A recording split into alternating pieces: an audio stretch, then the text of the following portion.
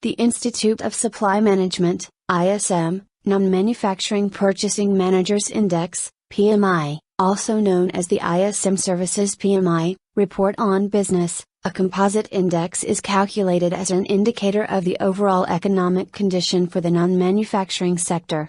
The NMI is a composite index based on the diffusion indexes for 4 of the indicators with equal weights: business activity, seasonally adjusted, new orders, seasonally adjusted, employment, seasonally adjusted, and supplier deliveries. A reading above 50% indicates the non-manufacturing sector economy is generally expanding, below 50% indicates the non-manufacturing sector is generally contracting.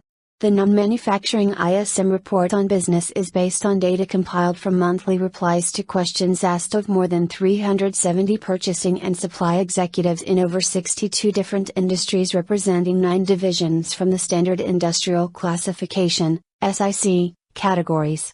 Membership of the Business Survey Committee is diversified by SIC category and is based on each industry contribution to gross domestic product, GDP.